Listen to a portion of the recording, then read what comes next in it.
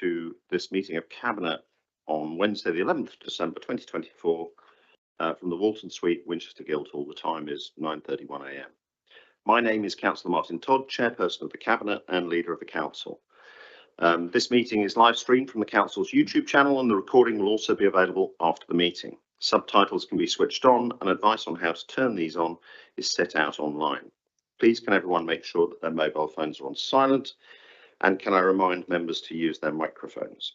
In the unlikely event that it is necessary to evacuate the building, the fire alarm will sound.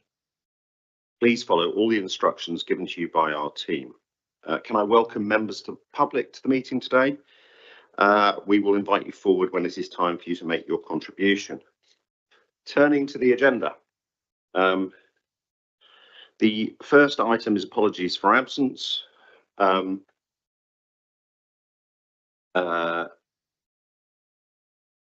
Councillor Cutler isn't here at the moment, but that is because of a late running train, not because he's not intending to attend, but otherwise I think we have no apologies for absence.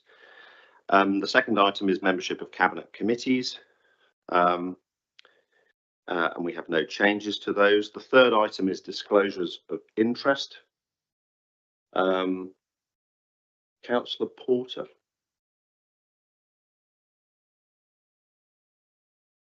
Thank you. I'm pleased to say that an inspector has been appointed. No, so we're on declarations of interest. Sorry, I wasn't concentrating that way. Apologies. I have a disclosable interest, but it's non-pecuniary because I'm a county councillor. Sorry. Thank you. I have the same interest as well. Are there any other interests to be declared? In terms of requests from councillors to speak, we have councillors Lee and Horrell who wish to speak on item 8. And then we have the next item after that is public participation. We have 2 people who wish to speak today, who I can see are both here. Mr. Perkins and Mr. Tate. So, Mr. Perkins, would you like to come forward and make your comments?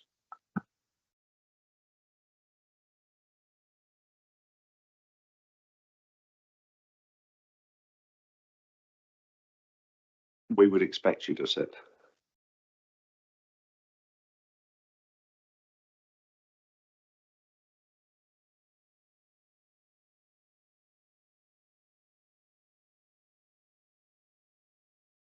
Chair, thank you for allowing me to speak today. I do so as an individual and also as a member of the Tenants and Residents Association of the Winchester District, who have asked me to express their concerns on this subject matter. You will no doubt remember that I've previously addressed this Cabinet with regard to the dreadful state of the public conveniences, both in Market Lane and Abbey Gardens. I think it's nearly 2 years ago, with a particular accent then on the disabled facilities.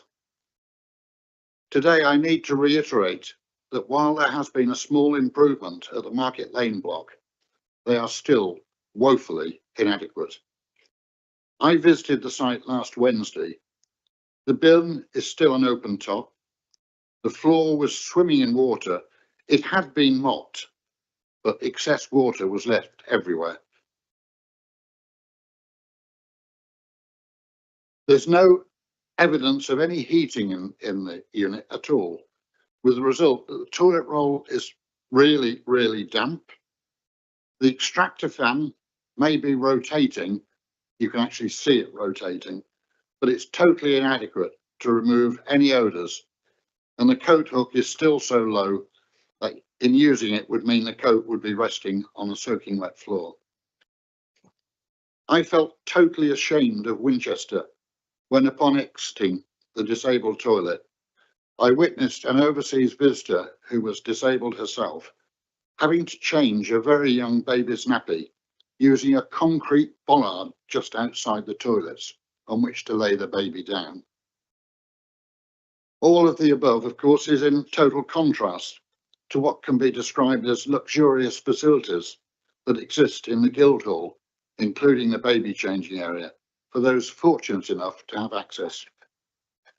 I understand that Market Lane has upwards of 900 visits per day and probably more than that during the seasonal periods, it being far the heaviest usage of any of the conveniences within the Winchester district. Since it was over a year ago that I was told that a budget of 760,000 had been agreed and funded to upgrade the toilets in the Winchester district. Has that money been spent? And if so, where? What on? Because I recently spoke with a local trusted plumber who stated that the works which I described to him that had been done at in the disabled area could not possibly have cost more than £2,000. Cabinet, please ask yourselves, how many of our valued visitors leave with a bad impression? How many will complain to and put off future visitors? It's too late to divert funds used to fund projects such as the bicycle store in Middlebrook Street, which is rarely used at all, the phenomenal sum spent on King's Walk. So I ask, how could that large expenditure be justified as a greater priority than decent toilet facilities, both for the able, disabled and parents with young children? I am aware that the council does not own the Market Street premises and so are reluctant to invest in any capital expenditure. However, it could build a purpose-built unit, for instance, on the edge of the now redundant Friarsgate surgery plot, or an uninhabited or poorly used building in the Broadway or around there. Long-term funding could be enhanced by making a small entry charge per use, perhaps using the surplus from the cost of running the street market. For example, 20 pence times 900 would raise £180 per day towards manning such a unit. There would be a further advantage. This charge would likely reduce the use of those entering the facilities for use other than toileting needs. I believe this major problem can be solved and should be solved if our governing body has the insight and the will to enhance our visitor and local residents' experience. Thank you. Thank you very much indeed. Councillor Thompson, have you got some comments on this?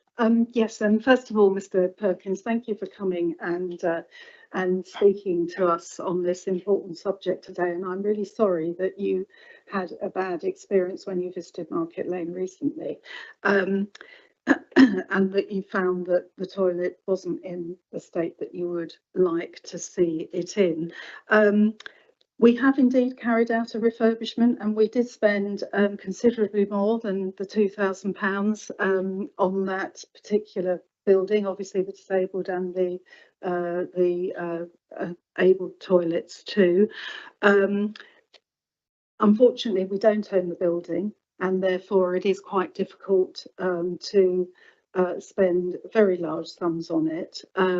But we do appreciate that this is one of our busiest toilets in terms of usage within the whole district.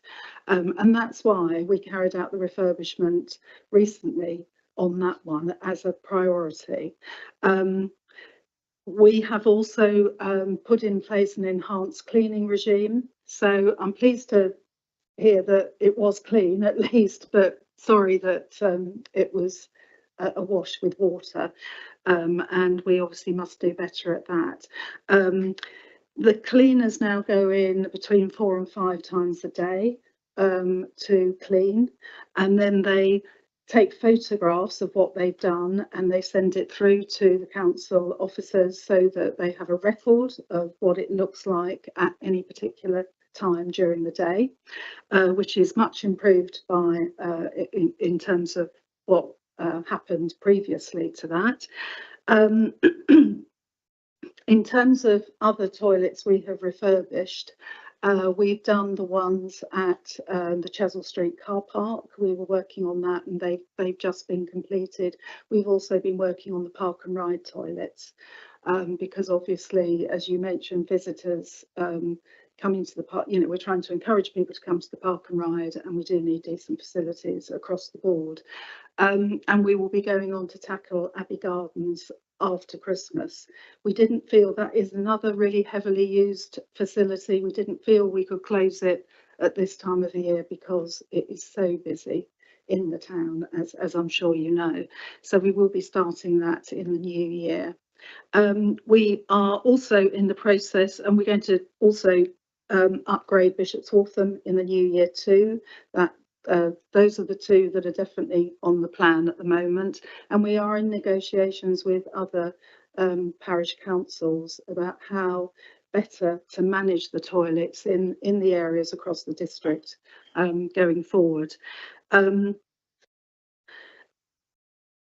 Members of the public can report any issues with our toilets online, and they can go onto Grounds and Street Care at the City Council website and report any issues that they come across.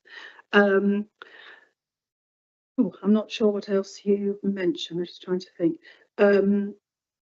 So we are working to improve all of the toilets that we have, and as somebody who looks at our footfall and talks to businesses, I'm very much aware that having clean and up-to-date facilities is really important to our visitor economy and to our residents, obviously.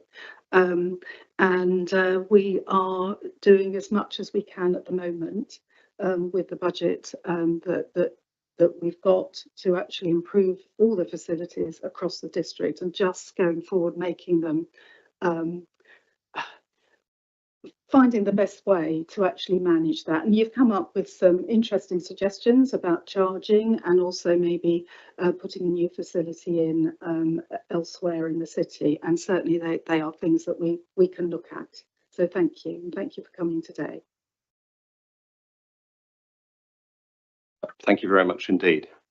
And I think it is important to note that, you know, when we were having these conversations over a year ago, we were talking about the fact that the state of the building was not fit for purpose, and the toilets were disgusting, and that has now been fixed in that building. And we were talking about the fact that the cleaning was inadequate, and while, you know, a possible option if we were charging would be to have somebody there all day, and it's probably something we need to keep looking at as we compare ourselves to other places. Again, the feedback and the comments we're having and the photographs we see from the work that is done shows that the cleaning is dramatically improved versus where it used to be before. And ultimately, those are the two most important things. You know, if we compare ourselves to where we were before, where we had problems with broken china and revolting surfaces in some case and other such things, that has been addressed and the cleaning has been addressed, but there is still more to do. I think having a conversation maybe on site with officers about how we might look at the height of the hook and other such things would be a very useful thing to do, and I'll ask them to contact you and maybe set up a meeting where we go and have a look and see how things can be further improved. Thank you very much. Mr. Tate, would you like to come forward and make your comments?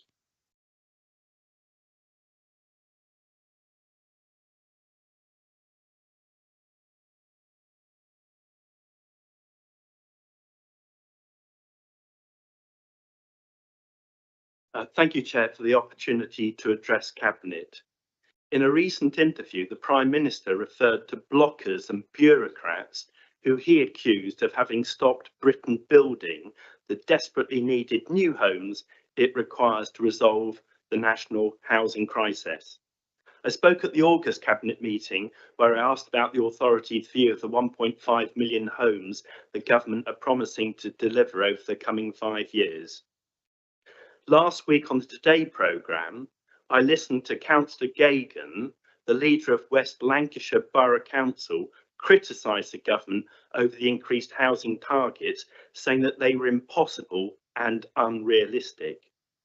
Councillor Geoghegan went on to say that her district was 80% greenbelt, or the highest quality farmland, that there wasn't enough brown belt land or grey belt land available, even though, as Matthew Pennycott, Minister of State for Housing and Communities and Local Government, then said, they haven't actually defined grey belt land.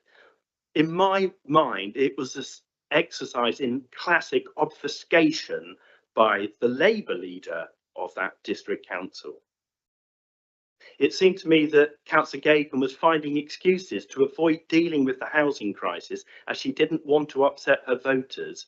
A NIMBY, I think. The Winchester district is the second largest in Hampshire, with around 255 square miles.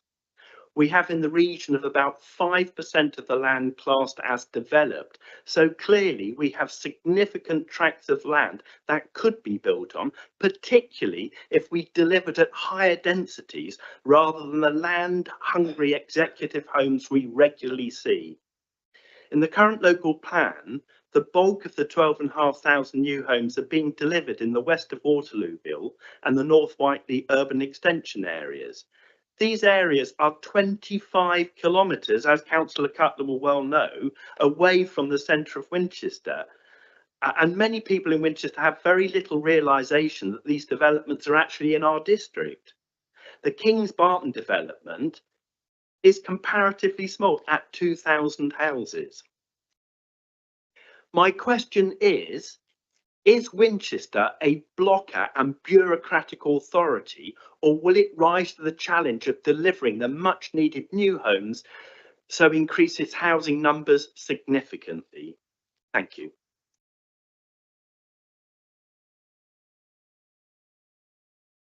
Thank you very much indeed, Mr. Tate.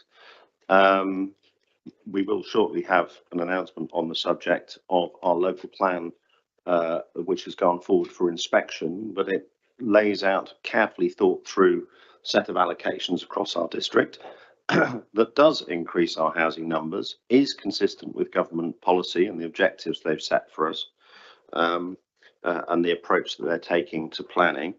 It does ask for higher densities, and it does look for development right across the district, whilst also reflecting the fact that 40% of our district is in the South Downs National Park and not under our direct control. So we are slightly in the position that we don't exactly know what the government is going to propose in their revised NPPF. So the current situation is that the government has set forward a national planning policy, a draft national planning policy framework, which they believe, in combination with these proposed changes to the planning process, should be sufficient to deliver the 1.5 million houses that they're aiming at. There are also other unknowns that we are very keen to hear about, which is what is their plan for a big increase in social and affordable housing, a subject I know that is dear to your heart, and where we would be keen to make the most of any proposals that come forward. If we look at the draft National Planning Policy Framework, it set out a process for putting in place a robust local plan that is appropriate for our area, which we are following. It will mean that after the local plan is adopted, we will, and we've put this in our draft local plan, be doing a review to work out with local residents, businesses, landowners, etc., to work out how we deliver whatever new number may come out of the National Planning Policy Framework. But as we sit here today, we don't know what that number is, and so it's not a number that we can commit to. But overall, Winchester is building houses. We're building houses at a faster rate than many other authorities in the country. And we are absolutely working in line with the government's policies, at least those of them we know about. And our intention is to carry on doing so. And ultimately, there's a simple reason for that, which is those authorities that have tried to fight the system and pretend that they can do without a local plan actually end up losing control of their planning system altogether. And all the things you talked about as bad, like low density executive homes, happen in spades in those areas that don't keep a local plan in place. We've worked extremely hard to keep a strong, valid local plan in place. We have one that has been submitted to the Planning Inspectorate a couple of weeks ago, and we will continue to work extremely hard indeed. If you look later in the council plan paper, you will see that there is an absolute commitment to ensure that we have a robust local plan in place for the foreseeable future, so that we have planned development for our district, across our district, and we don't lose control like other places have done. Right. I hope that provides some reassurance. Moving on to the next item of business, item 6, the minutes of the previous meeting. Cabinet, do you agree that the minutes of the previous meeting are a correct record? Number 7, leader and cabinet member announcements. Councillor Porter, I believe you may have a relevant announcement that you wish to make. I was too busy getting myself together. I'm very pleased to announce that Ms. Barrett has been appointed to hold an independent examination of the Winchester local plan. We don't know the exact timing yet. She will make her decision about her timing and work with our officer to make sure that that process starts as soon as possible. She's got an awful lot to read before she gets started, and the examination will be held here in this room. So that's really good news. We're on our way with the local plan. That's fantastic news. Thank you very much indeed. Mr. Tate's just left. I know. But I'd just say that we have had advice from a KC, and it is actually in there that we will start the review within 6 months of this local plan being approved. That local plan being approved may not happen in 2025. It may be early 2026. We don't know that yet, but that's a commitment from this council to review the numbers when we know what the numbers are. Thank you very much indeed. And as you know, and I think on behalf of all of us, I would like to thank the officer team who've worked on that project. When we saw that the NPPF had put forward this process that said you need to have submitted your local plan for inspection within 1 month of the final NPPF being published, it looked like a really challenging target. It looked like something that was going to be really hard to do. And I know officers worked incredibly hard to get it submitted in time. And we're now actually in the position where it was submitted even before the National Planning Policy Framework in its final form has been published. So that is a huge tribute to their work. Can I just say as well, the whole council pulled together on this. So I think people that weren't planners got behind this and got to help as well. I think that is such an important point. It was the entire team right across the council recognising the importance of cracking on and delivering this at pace and at high quality. And we're very grateful. And Chief Executive, if you could pass that on, that would be much appreciated. Right. The next item that we're going to talk about is the council plan. Which is my paper. So I better get on presenting that, hadn't I? So the next item of business is the paper to put forward a draft council plan, which we will take to full council in the new year for decision. We've had a council plan put in place between 2020 and 2025.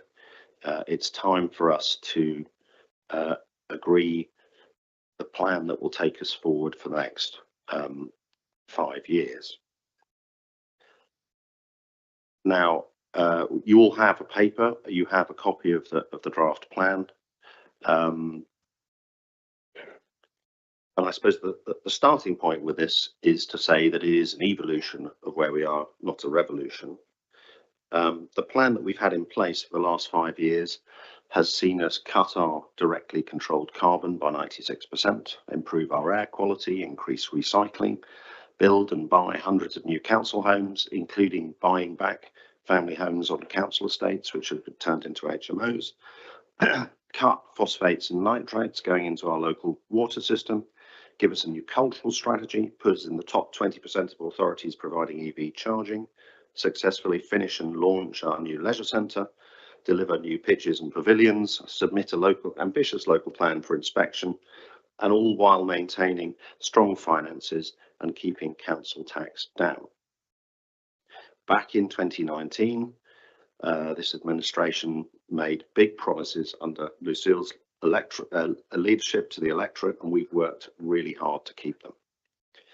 But we continue to face new challenges, and we still have a lot to do. Cutting carbon remains absolutely essential. But we also face a crisis in nature and biodiversity. And we're seeing more and more the consequences of the climate crisis with increased flooding, heating, and other extreme weather events. We also need to make sure that every part of the district thrives. Our council residents survey shows that we are delivering consistently right across the district. But we know that there are different pressures in different places. For example, when we met the parish councils, they told us that some parts of our district face very major pressures from developments in neighbouring areas. We're also seeing something which affects the city directly, which is big reductions in county council employment, which particularly affects our city and the number of people who work here. Internet shopping continues to grow, and that is continuing to put our high streets under pressure and force them to change. One of the areas in the plan where we didn't make as much progress as we would like is tackling health inequalities. The most recent life expectancy figures by ward, I won't get into what type of ward they are, statistical ward, or shows a 7-year gap in male healthy life expectancy between Stanmore and Full Flood. It's less than a mile apart. Too many people are still struggling with the cost of living. And although, you know, it's great, and I'm very proud of the fact that there's a new GP surgery being built on one of our former car parks, we're still not there with GP facilities in particular right across the district. Now, we're not responsible for the facilities that the NHS provides, but we are a planning authority, and I think we're very keen to ensure that we do whatever we can to influence that in the right direction. And coming on to the subject of housing, there was a news report a couple of days ago that says we have the fastest growing house prices in the entire country. And our resident survey also says that affordable housing is the #1 thing that people want us to be tackling. So we still have a lot to do in that area. It's still a huge priority. And one of the other things that has changed with the cost of living crisis is it is costing people more to heat our homes. And so that whole process of helping people deal with that is increasingly important. And then another challenge that we face, which we need to address, is the rapidly changing national environment. I mean, we've just talked about the potential impact of the National Planning Policy Framework. But supposedly on lunchtime next Monday, we will be hearing about the government's plans for funding of local authorities. And the early news on that suggests that Winchester is unlikely to be one of the main beneficiaries of any changes to the system. We'll be hearing about their plans for devolution, which is something that as representatives of the Winchester district, we will need to help people navigate. And even potentially local government reorganisation. And again, that is something where this plan will need to address. And indeed, the plan is designed to address all of these areas. So we have 4 main outcomes that we're aiming for. which are fundamentally a development of where we are at the moment, but with slight adjustment. There's the area of going greener faster. That was an area that we gave focus in the latest revision to the plan. And it reflects the fact that what we're doing is not just about carbon. It is also about nature emergency, and it's also about resilience and recycling. We have big challenges that we need to be addressing in the next 5 years. The second one is about thriving places, and that's carefully chosen language because this is something the council does already, but it is something that we want to be clear to everybody we see as important, which is we are a set of, we obviously have Winchester, it's in the name of the council, but we have important market towns that are vital centres for people in our district and villages. And we need to work with those communities to make sure that all of them thrive. So the S on the end of places is important. We talked about pride in place in our most recent council plan revision, but we want to be really clear that it's all the places in the district that need to be thriving and need to have healthy economies. And that brings us on to the next point, which is healthy communities. And that addresses for me, one of the biggest priorities to address that we didn't get where we wanted to the last local plan, which is this question of health. We have made some improvements. And again, when you ask our residents what is their biggest worry on national issues generally, it is health is the big worry. And indeed, the chief executive has produced a report for the district council network outlining the vital role that district councils play in promoting and enabling health. And so the health of our residents is something we can make a difference to, working alongside the county council and the NHS, and that we will make a difference to. But community isn't just about individual health. And health doesn't just come from, one of the biggest threats to health is actually isolation, social isolation. And so community and thriving communities, having the infrastructure they need, the organisation they need for health and to be healthy places is absolutely essential. And that will be a second focus within that theme. And then the fourth outcome for residents that we wish to see is that there are good homes for all. Too many people are still having to pay too much to heat their homes.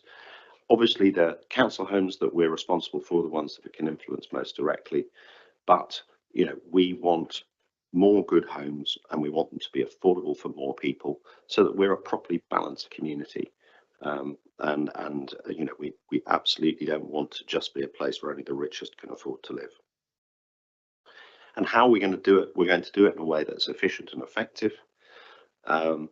I suppose that would normally go without saying, but it's quite important when we're writing our council plans that there's a place that we challenge ourselves to look at everything we're doing and saying, can we do this more effectively? Can we achieve better outcomes for less money or the same money? And can we? And are we always measuring and ensuring that we're making a real difference to people's lives? And that again builds on the work that we've done the last 5 years, where we are compared to so many other local authorities in a financially sound position. We have our challenges, for example, with the increase in temporary accommodation costs, but we are we're in a stronger position than many. And finally, we can't do this on our own. We have to listen to residents, to learn from residents. We have made a big improvement to our public toilets, but actually what we learned today is we can do even better, and we will do even better. And that applies to everything that we do across the organisation. And the learning point is really important as well. We need to learn when things go well, when they don't go well. We need to learn from other authorities. We need to learn within the council where somebody does something good in one place. We need to make sure that those lessons are reapplied everywhere else. We need to learn from other places. So where will this take us? What's the purpose of this plan? Well, we're not the central government. We don't pull every single lever, but we do need to have ambition for what we're trying to do in this district. I believe the Winchester district is one of the best places to live in the United Kingdom, if not the best. Occasionally Edinburgh beats us when they do surveys on this kind of thing, and we must never be complacent. But certainly our goal is that in 5 years' time, we will still be the best place to live in the United Kingdom, and that needs to be for everybody. We need to be thinking about how everybody in the district feels that and believes that. But we will also have tackled the challenges that I've talked about. We will have cut carbon. We've started restoring nature. That's such a vital and much loved part of our district. We will have worked to ensure that every part of our district is thriving. We will have made a real difference to the areas facing the biggest health challenges and delivered a further big increase in affordable housing. And will have done so efficiently, effectively, and working closely alongside our residents, businesses, charities, and other organisations. So challenging times ahead, but I look forward to discussing our plans for them today.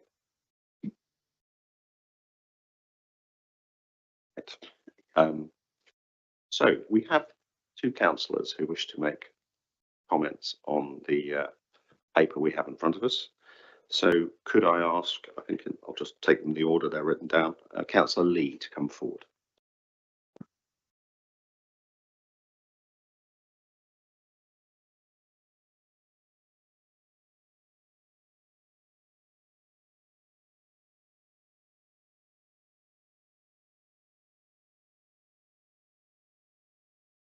Sorry, before starting, I'd just like to echo the endorsement to all concerned in completing the local plan. A great achievement. Thank you. I fully support the need for a council plan, especially an updated council plan as a key tool alongside our local plan to help guide council business to improve the well-being of our residents, council services and the development of our district. And it's good to see the missing new challenges included. But of course, delivering the plan outcomes in this current turbulent financial environment without improved financial settlements from central government is going to be challenging.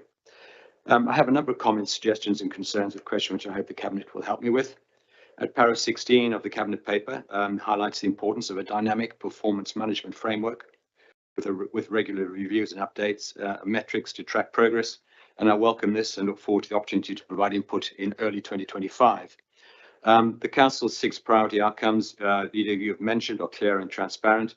However, what I don't think is particularly clear and transparent is the Council's decision-making process behind the delivery of often competing priorities. So can I ask, can the Council outline what, if any, new joined-up decision-making processes will be used for optimal outcome balance in these challenging times? And I propose the Council adopts a bottom line approach for each priority outcome and testing against the other priorities.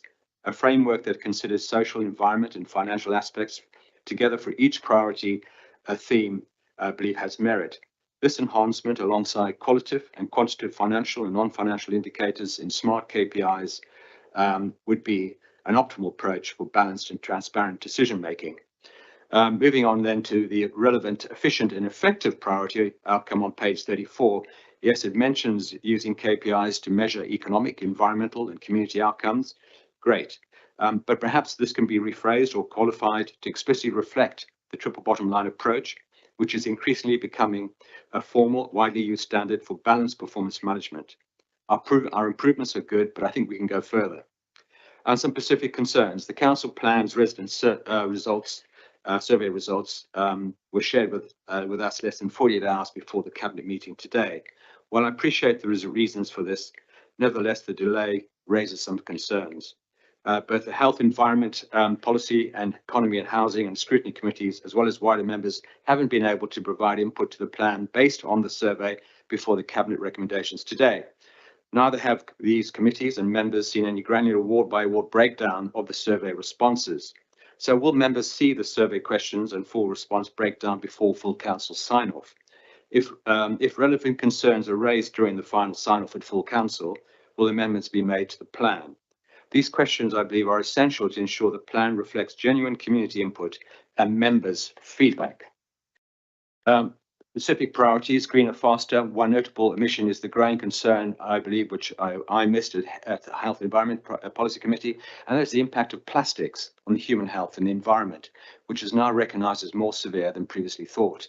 So can the plan please include a target for cleaner, plastic-free or a single-use plastic-free district that exceeds national targets, perhaps similar to the approach with air quality? Under the Thriving Places priority, how will we achieve this? I believe, and I suggest we could strengthen this by adding a final bullet point for added weight of intent. Why not include place-based budgeting to support areas of greatest need and opportunity? Place-based budgeting is a strategic method that allocates resources to specific locations based on need rather than purely by service line or program. I believe that has merit.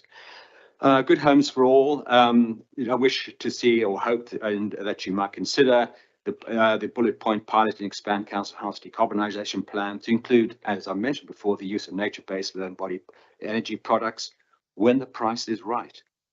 I've highlighted this to the housing portfolio holder in a recent email. Listening and learning, improved engagement with parishes and members in what we want to achieve is not included. I believe including this reflects a peer-to-peer review findings with a focus on this need. Can this be included?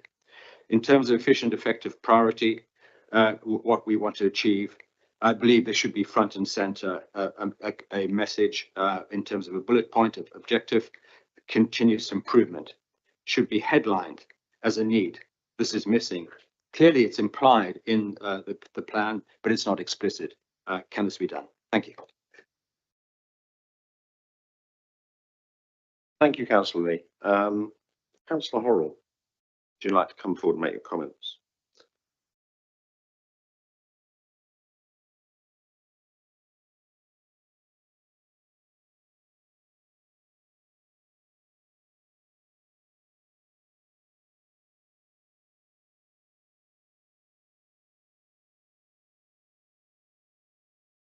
Chair, thank you for allowing me to address Cabinet this morning. And may I begin by thanking you for raising the matter of the new council plan with a broad cross-section of council committees and partners. I think that is most welcome. Much reference is made to the resident survey throughout the report as a key input to the new plan, and particularly in section 11. However, as councillors, the full report is not available to us, even though the Cabinet has used the content extensively in crafting the new plan. In fact, we as councillors received an executive summary at a briefing just 2 days ago, but do not know when we will see the full report or any of the ward data. This is disappointing and actually disrespectful to your fellow councillors if you want a meaningful engagement, and especially as bullet point 1 of the listening and learning priority is improved resident survey results. How would we know where we are when you failed to share a key document and not appended it to CAB 3480 before you today? Chair, how are you triangulating the council plan with TC25 and the residents' feedback regarding services that they believe need improving or are less important? Are we, for example, doing sufficient to meet the needs of the 40% of residents who believe the availability of affordable housing needs improving? I know we're keen on affordable housing as a council, which is amazing, but maybe it's still not enough. It would seem our 1,000 council homes by 2032 is still not enough. Do we have any aspirations to improve this objective? Chair, the lack of reference to communities, and I think I raised this with you before, in the Good Homes for All objective, I think is a weakness, and one that I would ask you to consider including. We are about homes, but we're also about the communities where people live. You have thriving communities as a plan priority, I understand, but I do think it should also be linked to Homes for All.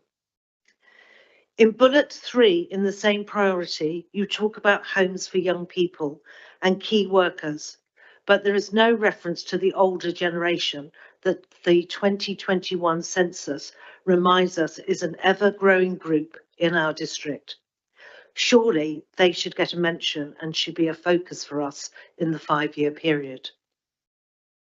Chair, in Greener Faster, I note the desire to cut pollution. Do you mean when you say you're working with other authorities, it includes Southern Water? Surely they need to be called out specifically, given they have been at the root cause of some of the absolute misery in communities such as Sutton Scotney, where the lack of appropriate wastewater disposal is a complete blight on the village. I would suggest the third bullet under cut pollution in our district's rivers, etc., should be a clear action in its own right. We should be ensuring sewage treatment plants and connectivity to the southern water infrastructure is a key focus for this council. It's a basic right for many of our residents, and they're not having that delivered today. Chair, do you mean increasing solar PV installation on large commercial and industrial buildings? That is very different from of large commercial and industrial buildings under the green priority. Your clarification would be welcome. I smiled when I read the objective to regenerate our rundown areas, especially central Winchester, given you know my passion for doing so. What are you going to do differently, given the supplementary planning document was signed off in 2018 for the site? Since then, we've obviously acquired a partner. You've pulled down the Friarsgate Medical Centre, although the authority for that was actually agreed back in 2018-19. You've made a park and given a facelift to King's Walk. Actually, not enough, clearly. What else are we going to do differently in the next 5 years? And on the final bullet in the plan, should you not include businesses as well as universities in your last bullet in an effort to resolve our most difficult challenges? There are more partners out there who I'm sure would be happy to assist. Thank you for your time. Thank you. Thank you very much indeed.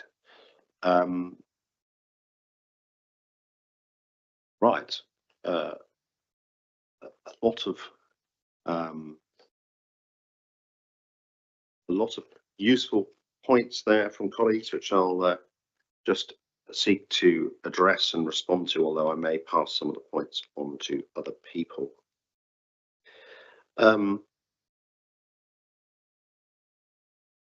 So coming to Councillor Lee's questions and comments, I think there were some interesting points there. I think most of them, I would say, are probably covered. There is, in terms of decision-making processes, in the listening and learning section, we are clear where we talk about early and ongoing stakeholder engagement designed into all major projects. That clearly includes members and parishes, since they clearly are also stakeholders. And we also talk about earlier engagement with councillors on key issues.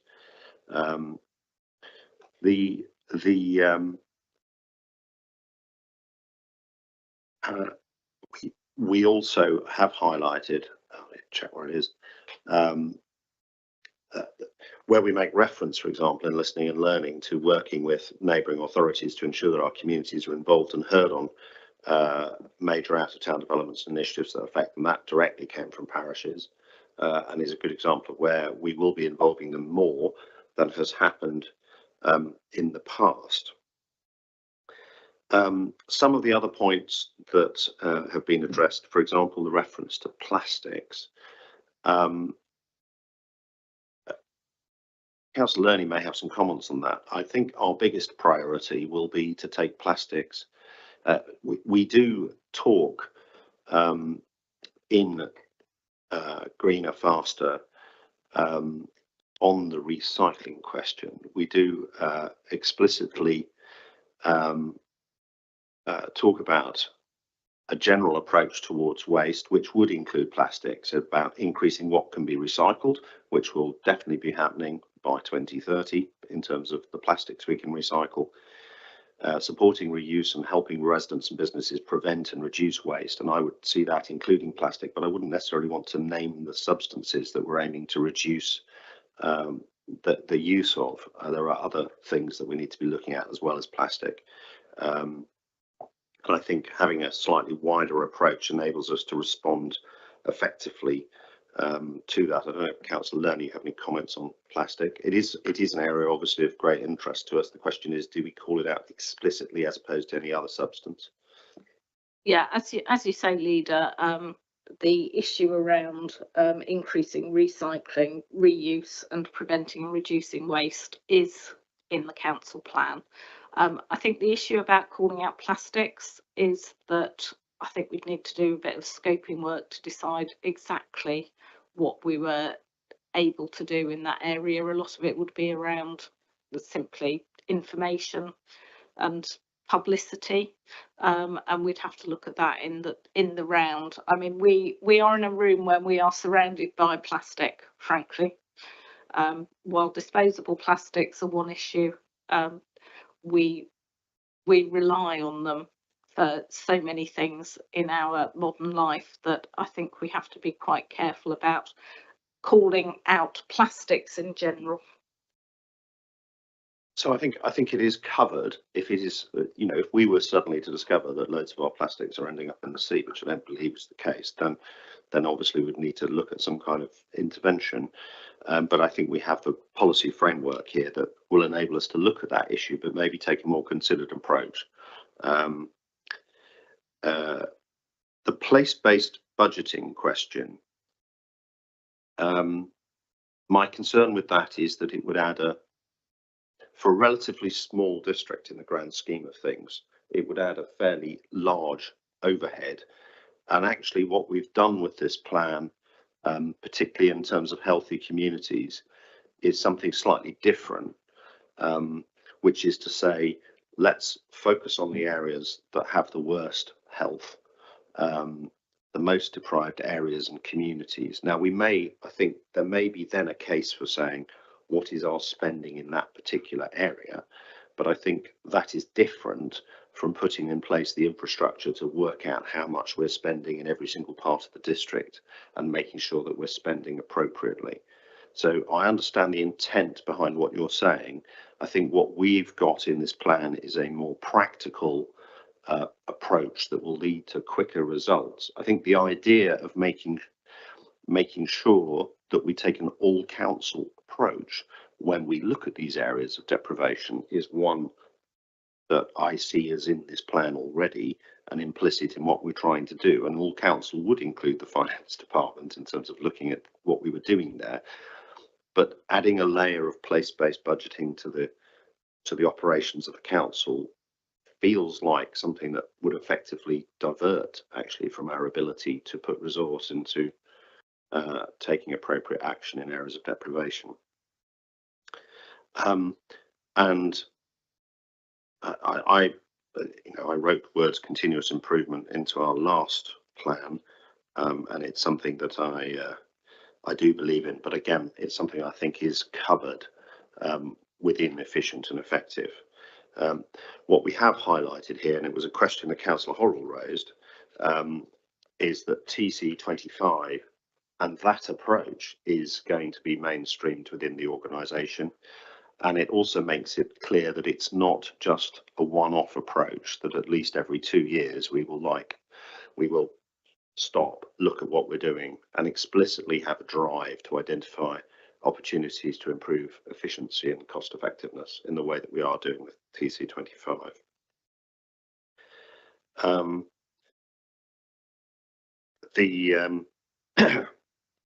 The question about affordable housing is you make an interesting point there in terms of, is the target high enough?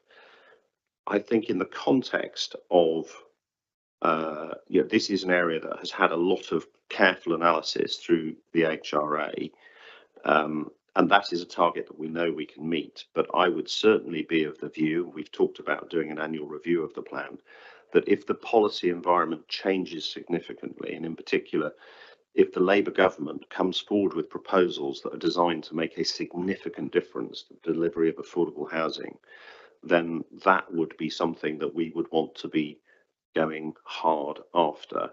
And I would be more than open to a review of that figure if we thought that the national policy context enabled us to change that figure. At this point in time, we're not able to say that, but I think it is a fair challenge to consider for the future.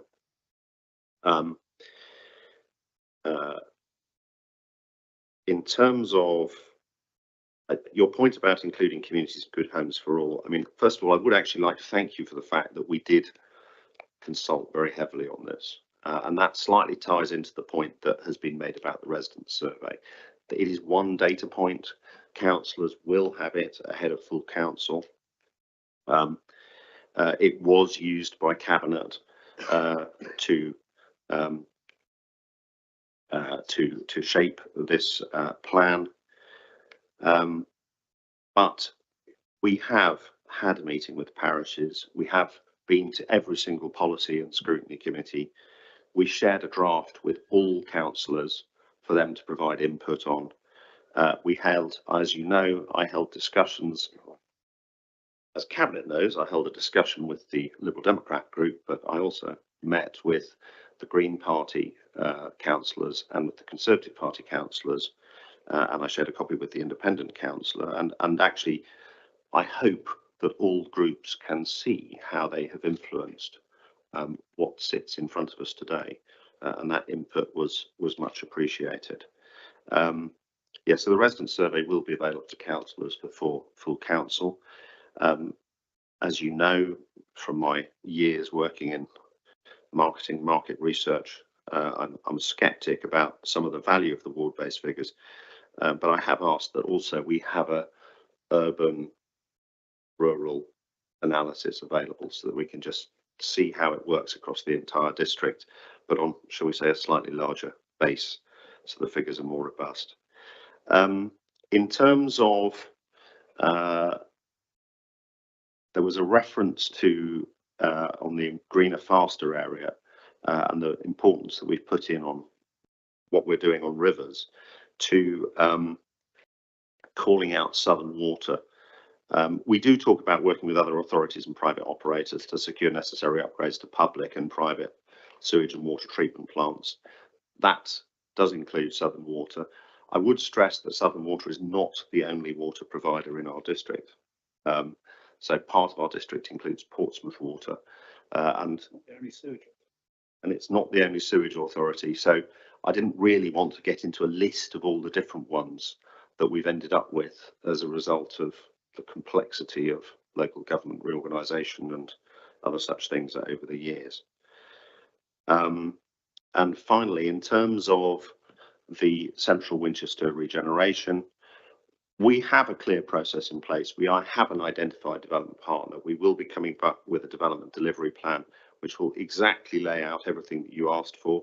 It will show how the SPD is reflected in the plans going forward.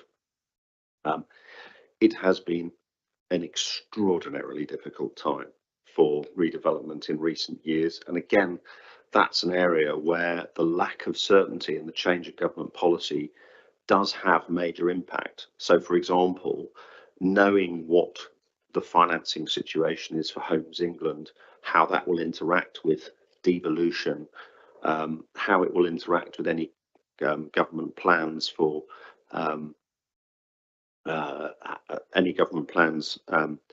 increasing the number of affordable housing, is something that has major impact on how we're able to redevelop the centre of the city, and working through all of that complexity is something that is one of the things that has made this project harder than it should be otherwise, as well as, dare I say it, I know you won't forgive me for mentioning this, but the genuine pressures caused by the combination of the Ukraine war, the impact on prices, Trussonomics and the mini budget, that also has done major damage to the development industry across the country and made our own position much more challenging than it would have been otherwise. So I think a good set of questions there. I hope I've addressed them all. And I would be interested in any questions that Cabinet have that maybe we need to discuss about the paper. And obviously you've been actively involved in developing it. So I'd be slightly surprised if you had questions, but I'm very open to taking any, given that you've had lots of opportunities to look at it. Well, but maybe I'll ask you a question. Is there anything I've missed in terms of the questions that see? Councillor Cutler.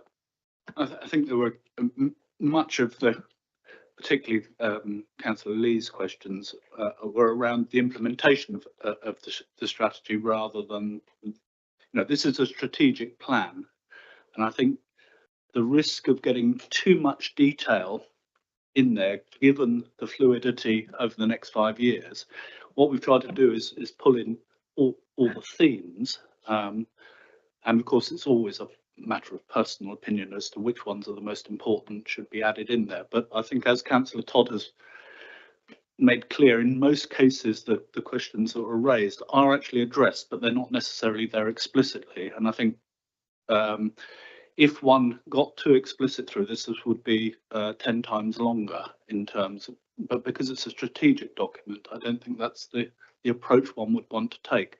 The implementation of that strategy is to a certain extent a separate question. You raised TC25. TC25 initially, we must remember, was a general fund approach. We recognise that within the HRA, it needs to be integrated as a similar approach, because for our residents dealing with the council, you know, whether it's housing or whether it's any other services, are one and the same things. We're one and the same council, so that's important. And I think Councillor Todd's point about a continuous transformation is key, and that needs to be and is, I think, reflected in this. Thank you, and actually that does remind me of one point that I would like to make, which is in terms of what we are doing with this going forward. This will obviously flow into the part of the delivery plans that every section of the council has, but also it will flow into the governance. So one of the questions that we will be looking at as a consequence of this is, how do we align accountability and scrutiny against the priorities laid out in this plan, so that it is really clear that, for example, you know, it's slightly obvious that HEP, which is Housing and Environment Policy Committee, will probably look at the greener, faster and housing priorities. But I think it may be useful to have conversations with the chairs of those committees to explicitly say, you know, maybe we have a session on the greener, faster strategy, maybe we have a session on the economy strategy, the environment strategy. We'll look at how we can make sure that the council plan priorities are live in everything that we're doing, including the governance of the council, and getting the attention they need. And of course they will reflect through in the quarterly reports that we all see, and that again provides a framework for discussion of performance and policy priorities going forward. So anyway, debate and comment. Councillor Lerney. Thank you, Leader. I just wanted to pick up on Councillor Horrell's comment about solar PV, where I think she is correct, and the on and the off have been, it should be on rather than off. And I think there are a couple of other minor editing arrangements, like missing bullet points and things which aren't quite in the right order. So I think it would be beneficial if we added in the recommendation something about allowing minor editing. I think that's a good idea. So yes, I was going to suggest that we will give ourselves the powers to do that, I think, as a recommendation. The leader, in collaboration with the executive, presumably, have the ability to make minor amendments ahead of full council. Any other comments, debate? Councillor Porter. I think it's well, as you know, we've discussed this over many times and had conversations with our colleagues from all sides. But the point about the thriving places and healthy communities and good homes for all is that they all do link so much. It could almost be one title, but we wanted to try and bring out 3 different aspects of what it is to be somebody living in the Winchester district. And we're very conscious that our communities, which focus around different urban areas, so Bishop's Walthams and the Winchesters, actually aren't always the centre of the community for that particular person living somewhere. So people look outwards to other places as well. So they look to the Farehams and to Portsmouth and Sutton Scott looks towards Andover, so or Basingstoke. So we know that what we have to do in our community is to try and make the community they live in as good as we possibly can in so many ways. And that's why Thriving Places, Healthy Communities and Good Homes for All are really so linked in so many ways. And we know that we wanted as a council to make sure our own departments were working really well together, because it's too easy to silo something. And I do believe that by the way we've constructed this, we are encouraging that more and allowing it to happen. And I think that's something that we've all been conscious of, that it's too easy just to work in your own department and not think about the implication for the whole area and for the way we have to imply between the departments we have. Thank you. That's yeah, strongly agree. Every bit of the department, or every bit of the council, although they may only see themselves in one strategy or priority, is expected to work against all of them. Anyone else want to make it? Councillor Thompson. Thank you, Leader. Yes, just following on from what Councillor Porter said, and of course, yes, we have looked at this for quite a few weeks now, but I wanted to say that I very much support this new council plan, and I think it really gives clarity and direction in helping to achieve progress within the priorities that we've got, and particularly continuing with the overarching theme of going greener faster. And I just wanted to touch on the Thriving Places section 2 on page 31, because of course we do have ambitious plans for businesses within our district. We want to see sustainable growth with more young people living and working in our district, and we do want to see retention of some of that homegrown talent, and of course that does involve working together with partners such as the universities, but also businesses themselves, and finding out what businesses need. But we also want to ensure that our high streets in our market towns, as well as within our city, remain vibrant with strong footfall and lower vacancy rates. And at the moment, we are blessed with good both outcomes on those topics, and better than the national average. So that's great.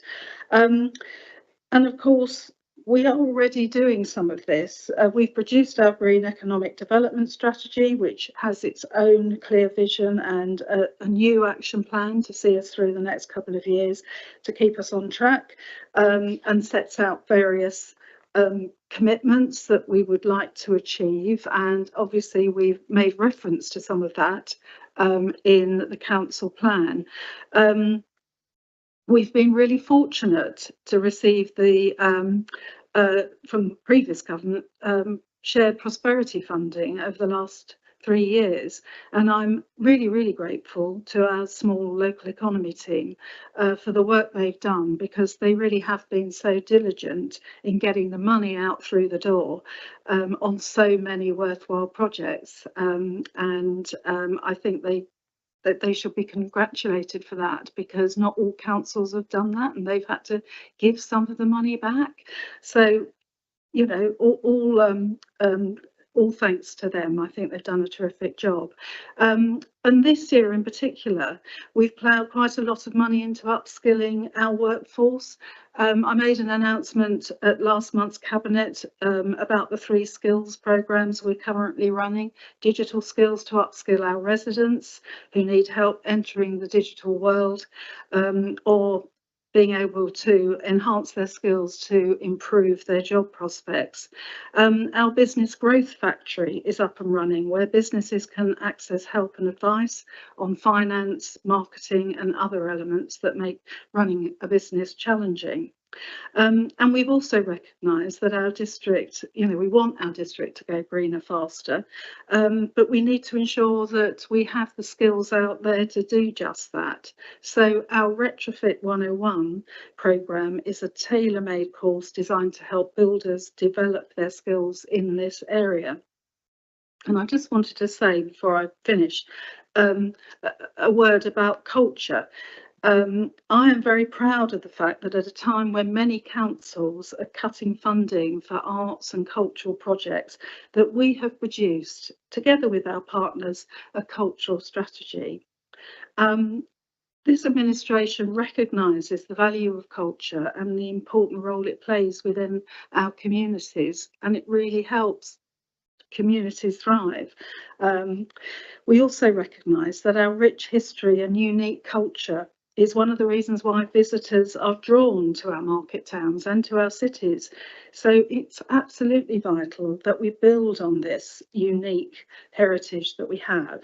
And this council plan will do what it says on the tin, and that's why I'm very happy to support it. Thank you. Thank you, Councillor Thompson. Any other? Councillor Becker. Thank you.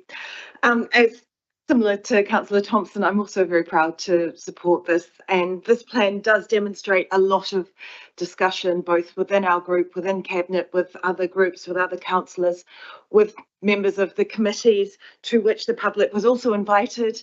We had the results of the resident survey, and as a result of that set of information coming forward and the healthy exchange of views, I think this plan is a clear demonstration of our values and our aspirations for our wonderful district. I'm pleased to see the move from living well to healthy communities. That change highlights the importance that this council is putting on health, both of people and of the communities that they live in terms of physical health and the social aspects of community. As Councillor Todd highlighted, the differences in life expectancies between wards in the same town within a mile is absolutely heartbreaking. It's unacceptable. So we're putting in significant effort already into addressing these issues, and that will continue to be a significant focus for this council. For example, through the community action programs and our sports provision strategy, which is already underway.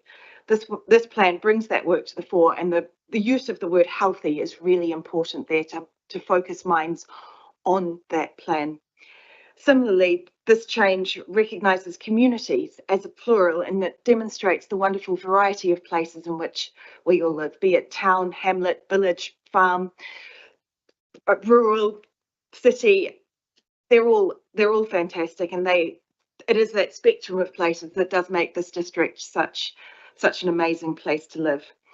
The move from listening better to listening and learning is also a very welcome innovation. It demonstrates a commitment from not only hearing from people, but acting on what we have heard from people, both within the council and with our communities. We're constantly seeking to improve how we do things, and that's a really important part of this plan.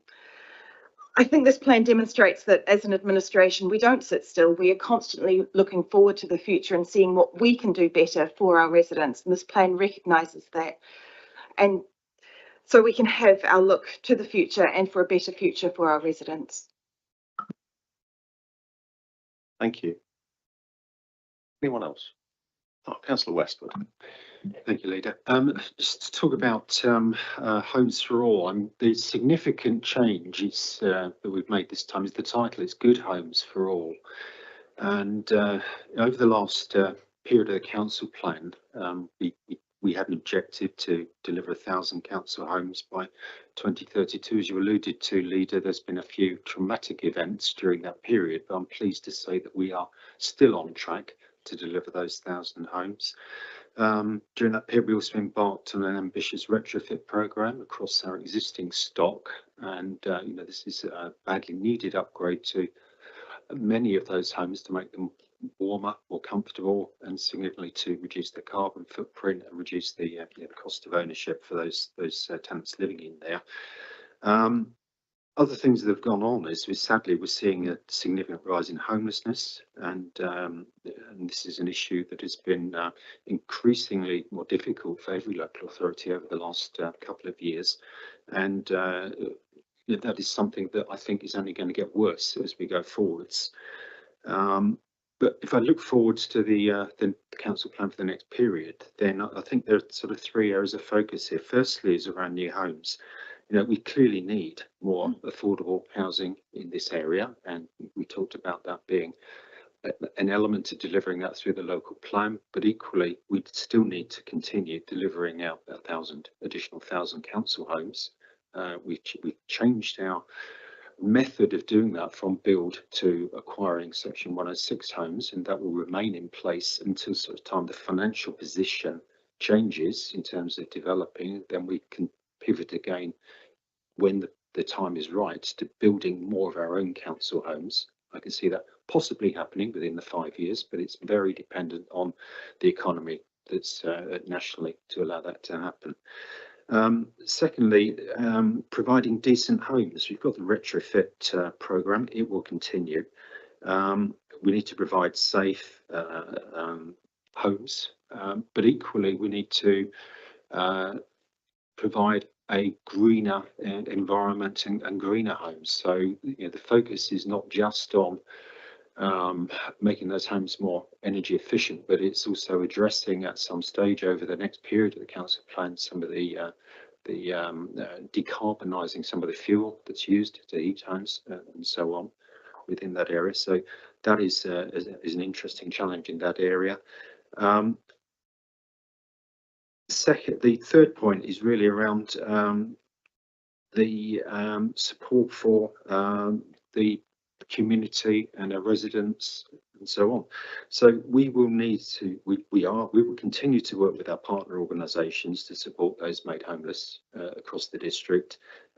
We had a paper go through Housing Cabinet recently as to a different strategy in that place, and we need to ensure that we are in a position to that anyone who is homeless in this district is offered a place to stay. And I think that is going to be such a difficult issue for many local authorities.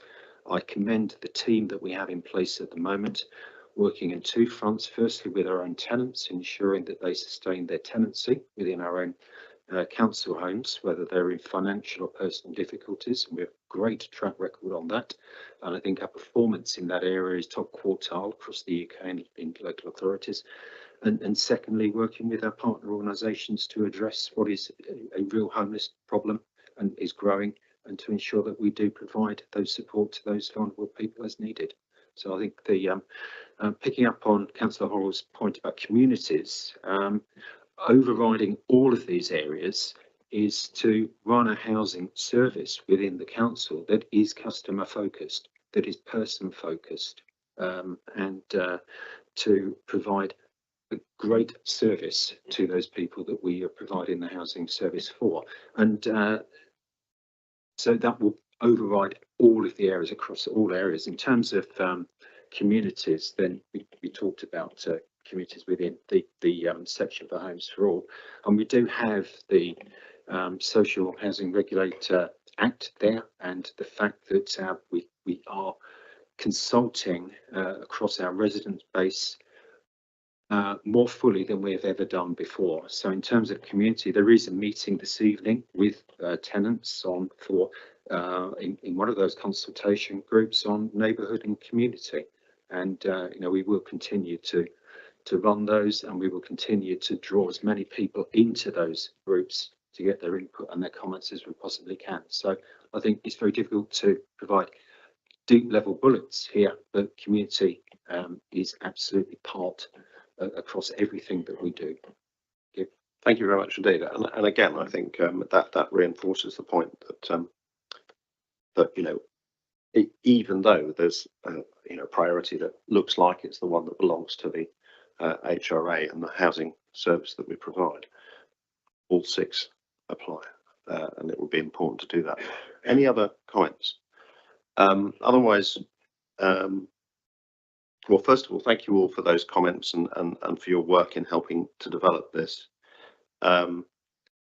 One other piece of input that I forgot to mention is, of course, we did have a corporate peer challenge during the process as well. And one of the things that highlighted, and I would not want us to lose sight of, is how all the achievements that we've managed in the last 5 years and all the achievements that we will achieve in the next 5 years come from the hard work and active engagement of staff and colleagues right across the council, council officers, directors, staff, contractors. Working as a team ultimately is what makes this plan come to life. And our role as councillors is hopefully to provide the clarity of direction so people know what's important to this council and what reflects the priorities of councillors and also of residents as a whole. I talked earlier about the fact that there's been quite active engagement and consultation with various committees in the development of this. And I would like to pay particular tribute to Simon Howson, who was sitting in all of those meetings and doing the work, making presentations to all the committees, and has been an absolute the absolute bedrock of pulling this plan together. It's hugely important. And I know also, because of his wider role, will be making sure that everybody sees the resident survey and driving the process of ensuring measurement against the performance and delivery of the plan once it's adopted. And as said, we will only do that because the plan connects and communicates and engages and motivates and sets direction for the great group of officers that we have, that in the end mean that this isn't just a set of words, but is a document that will change and improve and help drive ahead our district. So we have 2 recommendations rather than the one that we had before. The first is to recommend adoption of the council plan to full council with effect from April 1st, 2025. And the second is, and I don't know if you want to agree, a set of words that enables us to make minor amendments. Leader, I was going to offer, with delegation to the leader in consultation with the chief exec, to make any necessary minor amendments and typographical corrections. I think that sounds like a good amendment to the recommendation. Good. So can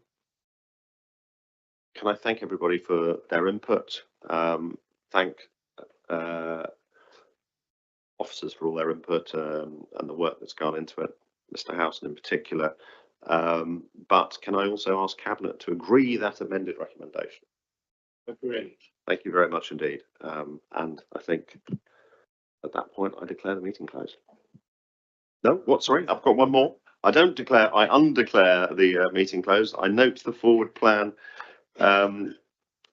Colleagues, are you happy to note the forward plan of items for consideration?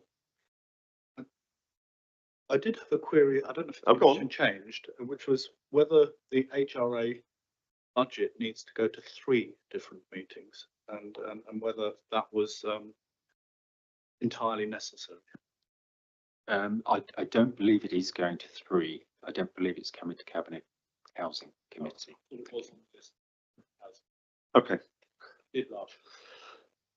so that aside, right, question now answered. Now the question has been answered, are we now happy to note the forward plan? And I'm just going to reread the amendment, carefully read the full agenda. No, we have done everything now. So now that we have noted the forward plan, are we happy to declare? Well, I'm going to declare it closed. Anyway. Okay, thank you. Good. Stop the transmission.